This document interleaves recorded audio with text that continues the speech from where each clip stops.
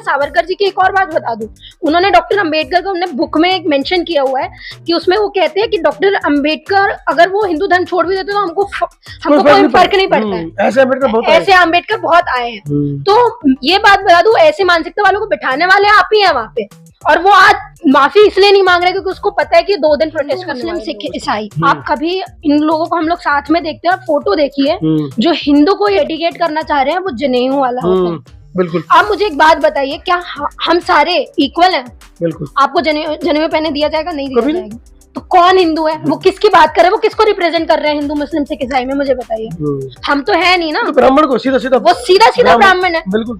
बाकी का है, बाकी कहाँ है? मनुस्मृति में आपके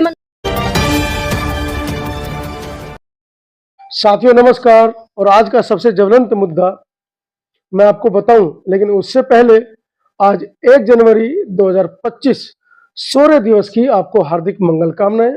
पूरा विश्व और विश्व के अंदर अंबेडकरवादी लोग आज के इस दिन को, जो आज का दिन शुरू हुआ था 1 जनवरी 1818 से, जिसमें 500 महारों ने 28,000 पेशवाओं को गाजर मूली की तरह काट दिया था।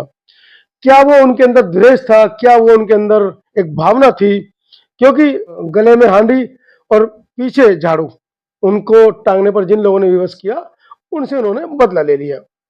लेकिन आज के इस दिन को हम क्यों चर्चा में ला रहे हैं, उससे पहले आज से 5 दिन पूर्व 25 दिसंबर को मनुस्मृति दहन दिवस पूरे विश्व के अंदर अंबेडकरवादी लोगों ने मनाया।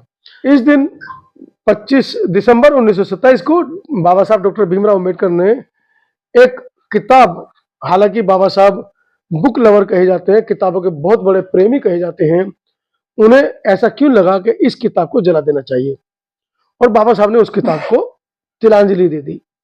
उस पर चर्चा करेंगे, लेकिन उसके अलावा और भी बहुत सारी बातें हैं। लगभग 1927 के बाद अब 2027 आने वाली है। अभी 100 साल पूरे होने में लगभग 3 साल बचे हैं। BHU बनारस हिंदू विश्वविद्यालय बनारस के कुछ छात्रों ने 25 दिसंबर को BHU के आर्ट फैकल्टी के अंदर एक संगोष्ठी रखी, जिसमें मनुस्मृति दहन दिवस को लेकर एक कार्यक्रम आयोजित किया गया। लेकिन उस कार्यक्रम में ऐसा क्या हुआ कि जिन छात्रों ने इस आयोजन को रखा, उन छात्रों को नजरबंद कर दिया गया, उन छात्रों के साथ मारपीट की गई, और बाद में उन छात्रों पर आरोप लगाकर 13 छात्र, लगभग 10 विद्यार्थी पुरुष थे, मतलब युवा थे, और 3 लड़कियां थी, उनको जेल भेज दिया गया। इस पूरी चर्चा पर हमारे साथ दिल्ली विश्वविद्यालय की छात्र संघ की नेता अपेक्षा रंगारे हैं, उनसे चर्चा करेंगे, क्योंकि वो छात्र संघ से लगातार अंबेडकरवादी मुहिम को झेल रही हैं या अंबेडकरवादी मुहिम को चला रही हैं। डॉक्टर रितु के प्रोटेस्ट के साथ भी वो लगभग 250 दिन तक वो लगातार बैठी रही, उनसे चर्चा करेंगे। अपेक्षा, स्वागत है पहले तो आपका हमारे चैनल पर। बहुत बहुत शुक्रिया सर। अपेक्षा, क्या लगता है, जैसे BHU के अंदर इस तरह की घटना हुई है, और ऐसी घटनाएं तो आप दिल्ली विश्वविद्यालय के अंदर आए दिन देखते हैं, क्या पूरा मामला नजर आता है जातिवाद है, या मतलब एक सोची साजी, एक कह सकते हैं कि साजिश है, या जैसे कि अभी पिछले दिनों देश के गृह मंत्री अमित शाह का जो बयान आया, उन्होंने अपने भावावेश में बोल दिया कि जो उनको नहीं बोलना चाहिए था बाबा साहब को लेकर, लेकिन कहीं ना कहीं जो उन्होंने बचपन से कुंठा जो दलित समाज के प्रति उनकी रही होगी, वो सामने निकल कर आई है। इस पूरे मामले पर आपको क्या कहना है? सबसे पहले सर, जो आपने बात की कि लगातार यूनिवर्सिटीज में जैसे आप कैंपस की लाइफ देखते हैं, वो बहुत डिफिकल्ट होती है, वो भी अभी के सिनेरियो में बहुत डिफिकल्ट होती है। और BHU जैसे यूनिवर्सिटी में जो सेकंड टॉप यूनिवर्सिटीज है, specially if I talk about arts background students and commerce background students, तो ऐसे कैंपस में अगर मनुस्मृति दहन करना अगर बच्चे मना रहे हैं, तो ये तो सबसे पहले बहुत बड़ी बात है। हालांकि सबसे बड़ी बात ये है कि वो एक संस्था उसको चलाती है, वो सरकारी संस्था भी नहीं है, तो सरकारी जो दखलंदाज है उसके ऊपर भी छात्रों के सवाल है। हाँ बिल्कुल, देखिए मैं आपको अभी मैं आपको रीसेंट का बता देती हूँ। 25 दिसंबर को सेम डे हम लोग ने दिल्ली यूनिवर्सिटी में भी सेम यही चीज की थी। यूनिवर्सिटी में हम लोग ने किताब नहीं जलाई थी, हमने सिर्फ एक पेपर में लिखा हुआ था मनुस्मृति, जिसको हम लोगों को जलाना था, और ये बात दिल्ली पुलिस वालों को हम लोग ने पहले बता दी थी। उन्होंने कहा था कि आप जलाइए मत, आपको जो भी स्पीच वगैरह जैसा भी है आप लोग एक गेट टुगेदर करना चाहते हैं आप कर सकते हैं। और यही बात मुझे भी पता चली कि बीएचयू में भी सेम चीज कर रहे थे ये लोग। फर्क इतना है, हमारे साथ में मुठभेड़ बहुत हुई उनकी, हमारे साथ में खूब हाथापाई। और कौन लोग थे? पुलिस वाले, दिल्ली पुलिस वाले, स्पेशली फीमेल ऑफिसर्स जिनके अगेंस्ट में मनुस्मृति बात करती है, वो कूद कूद के मनुस्मृति, सिर्फ वो पेज है उसको बचा रही थी कूद कूद के हमारे ऊपर से। एक चीज में वो उनको अरेस्ट किया जाता है, वो उन 13 बच्चों को। तो ये बहुत बड़ी बात है। आप अरेस्ट किस बेसिस में कर रहे हो? मेरा सवाल उन लोगों से है कि हमारे देश को हम लोग बोलते हैं ना कि हिंदू मेजोरिटी पीपल बहुत ज्यादा होते हैं, तो आप मुझे एक बात बताइए, हिंदू मेजोरिटी पीपल में जब हम दशहरा मनाते हैं तो हम लोग रावण को जलाते हैं, वो आस्था की बात है, उनकी आस्था है, कोई बात नहीं है, ठीक है। और उनकी जब ये आस्था की बात आती है तो पुलिस वाले वहां पे सिर्फ अरेंजमेंट करते हैं, वो जलाने देते हैं, ठीक है। ये आप इस बात से एग्री करेंगे? बिल्कुल। होली के एक दिन पहले होलिका दहन होता है, वो भी जलाने देते हैं, वहां तो ये पहुंचते नहीं है पुलिस वाले बचाने के लिए उनको। शाम को प्रसाद खाने पहुंचते हैं। हाँ, प्रसाद खाने पहुंचते हैं, बल्कि सेफ्टी के साथ कोई दखल अंदाजी ना हो, ये ना हो, उसका ध्यान रखते हैं। यहाँ पे जब हमारी बात आती है, जब अम्बेडकर वादियों की बात आती है, जब मनुस्मृति दहन की बात आती है, तब आपको क्यों इतनी मुश्किलें आती है? ये सवाल मेरा उनसे है। अपेक्षा का सवाल जायज है, आगे चर्चा जारी रखेंगे, लेकिन मैं आपको इसी में एक वाकया दिला देता हूँ। आज से लगभग 8 या 9 साल पहले नवाब सतपाल तंवर एक सामाजिक कार्यकर्ता है, उन्होंने जंतर मंतर पर मनुस्मृति दहन दिवस का कार्यक्रम रखा, और जब वो मनुस्मृति को जलाना चाहते थे तो पुलिस वाले, हम भी उस प्रोटेस्ट में साथ थे, पुलिस वाले हमको ले जाते हैं सीधा, और जैसे ही हम लोग पहुंचते हैं संसद मार्ग थाने पर, हमको चारों तरफ से इस तरीके से घेर लिया जाता है।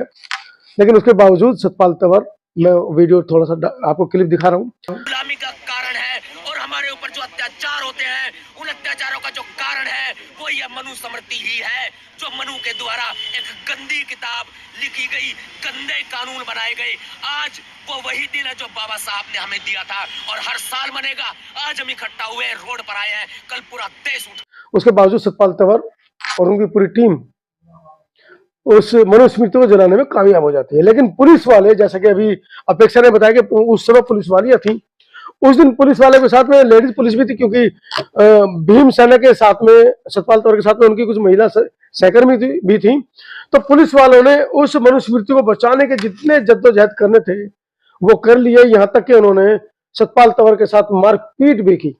तो ये तो 8 साल पुरानी बात है, अब तो जागरूकता फैल चुकी है, अम्बेडकरवादियों में भी जागरूकता फैली है, और कहीं ना कहीं जो अम्बेडकर को ना मानने वाले हैं वो भी जागरूक हुए।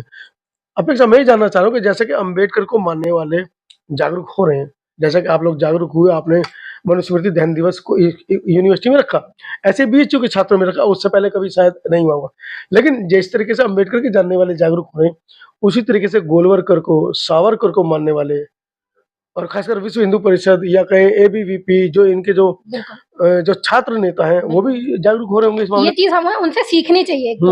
आरएसएस, देखिए आप कोई भी बात करें, आरएसएस कैसा एजेंडा चला रहा है, आप कुछ भी बात करें कि वो जो अपना इन्फ्लुएंस है वो कैसा क्रिएट कर रहा है, आपको सबसे पहले अपने ओपोनेंट से बहुत अच्छी अच्छी चीजें सीखना भी जरूरी है। और मैं आपको एक बात बता दूं, आरएसएस से हमको सीखना ये जरूरी है कि वो ग्राउंड लेवल कैसे वर्क करते हैं। वो बच्चों तक जाता है सर, वो बच्चों में वहां पे उनका इतना इन्फ्लुएंस है, इतनी पकड़ है कि अगर 2 भी बच्चे हैं ना, वो वहां पे शाखा चलाएंगे 2 बच्चों के साथ में चलाएंगे, और धीरे धीरे वो बढ़ता है रोज, और वो रोज चलाते हैं। ये उनका जो रेगुलर डिसिप्लिन है। तो हमारी तरफ से कमी कहाँ पर है? हमारी तरफ से कमी है कि हम लोग निकलना नहीं चाह रहे हैं बाहर, दिक्कत ये है।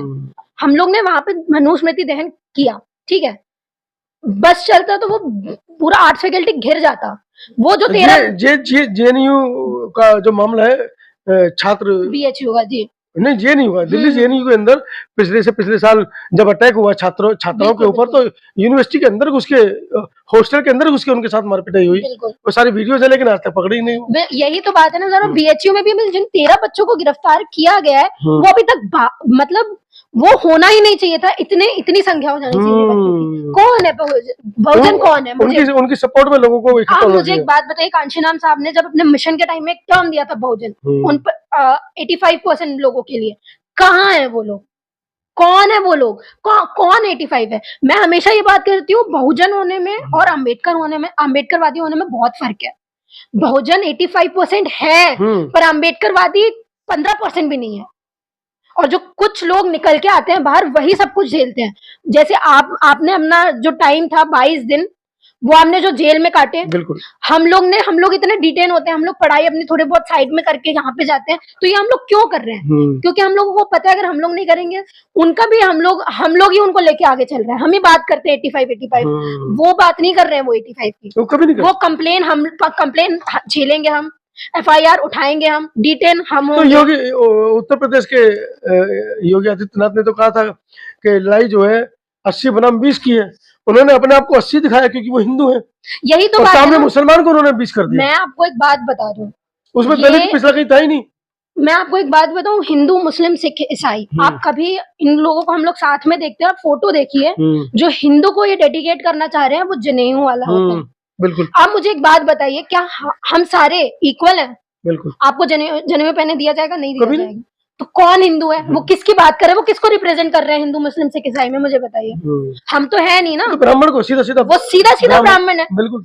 बाकी का है, मनुस्मृति में, आपके मनुस्मृति के अनुसार तो क्षत्रिय भी होने चाहिए, क्षत्रिय जनेऊ नहीं पहनते, वो नहीं, ठीक है, वैश्य जनेऊ नहीं पहनते, ठीक है, शूद्र पहनते नहीं, अति शूद्र की तो बात ही छोड़ दो। बिल्कुल, वो तो है नहीं कहीं, वो तो है ही नहीं कहीं, वो तो वर्ण व्यवस्था में ही नहीं है, तो आप बात दूसरी कर लो। ठीक है, तो ये बात, और ये इन सबको चलाने वाले वो मनुवादी मानसिकता वाले ही हैं। अच्छा, आप दिल्ली विश्वविद्यालय के अंदर लगातार रिपोर्टिंग इस बात को लेकर कर रही हैं कि जहाँ कहीं भी दलित छात्रों के साथ कोई शोषण होता है तो आप उसको कवर भी कर रहे हैं और लोगों तक जन तक पहुंचा भी रहे हैं और उसको लेकर के प्रोटेस्ट भी कर रहे हैं।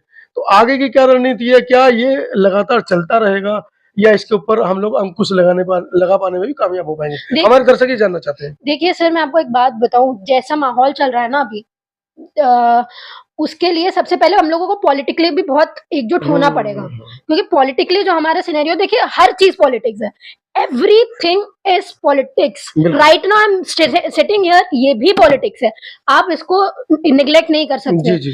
और ये चीज बोली जाती है कि when everything became politics, choose your politics, आपको चूज करना पड़ेगा अपनी पॉलिटिक्स। लेकिन मंचों पे कहा जाता है, हमारे सामाजिक मंचों पर, अक्सर मैंने अपने सामाजिक मंचों पर, बहुजन समाज के मंचों पर ये देखा है, हमारे आयोजक ही बोल देते हैं आप मंच पे चढ़िए लेकिन समाज की बात कीजिए, कोई भी पॉलिटिकल खबर ना करें, पॉलिटिक्स की बात ना करें, किसी पार्टी को लेकर चर्चा ना करें। खाना पीना, चलना फिरना, GST, अभी भाई फिलहाल में पॉपकॉर्न में भी GST लग रही है, टैक्स लग रहे हैं, हर चीज, तुम्हारा खाना से पीने से लेकर सारी चीज अगर तुम्हारी पॉलिटिक्स डिसाइड कर रही है तो तुम पॉलिटिक्स में बात क्यों नहीं करोगे? मैं तो ये बोलना चाह रही हूँ, क्यों नहीं करोगे? इसलिए ऐसे लोग बैठते हैं राजनीति में। तो राजनीति को तो कहा जाता है कि बहुत गंदी चीज है, बहुजन युवा को जाना नहीं चाहिए। आपको तो राजनीति की समझ ही नहीं, आपको जाना नहीं चाहिए। देखिए, मैं पॉलिटिक्स में जाना अभी बिल्कुल नहीं चाह रही हूँ, पर पॉलिटिक्स ऐसी चीज है जिसको आप निगलेक्ट नहीं कर सकते हो। नहीं, बचपन से मन में ये बात कही जाती है कि पॉलिटिक्स बड़ी गंदी चीज है।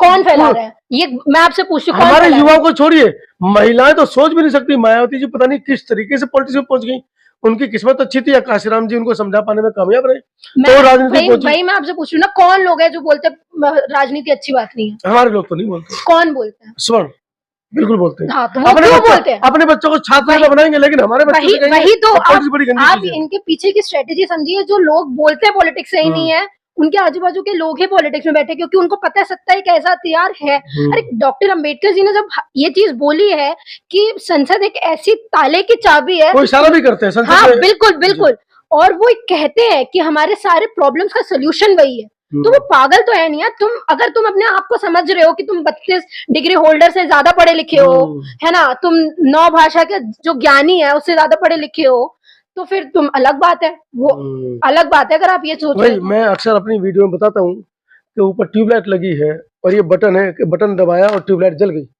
ये डॉक्टर अम्बेडकर का वैचारिक एक संकेत था कि जब हमारे पास डॉक्टर अम्बेडकर ने बटन दे दिया कि बटन दबाए और ट्यूबलाइट जल गई। और आप ये चाहते हो कि पहले मैं मुंबई जाऊं, फिर दिल्ली जाऊं, फिर महाराष्ट्र जाऊं, फिर बेंगलोर जाऊं, फिर जाके बटन दबाऊं। तो मुझे लगता है कि आप कहीं ना कहीं असमंज की स्थिति में हैं। जब डॉक्टर अम्बेडकर ने आपको सत्ता की चाबी, माननीय काशीराम साहब ने भी कहा कि राजनीति हर ताले की चाबी है, आपको सिर्फ बटन दबाना है और ट्यूबलाइट की रोशनी में बैठ जाना है। आपको कब तक अंधेरे में रहना है वो आपकी मर्जी है। एक चीज मैं आपको यहाँ पे, सॉरी मैं आपको टोक रही हूँ सर। नहीं बिल्कुल अपनी बात।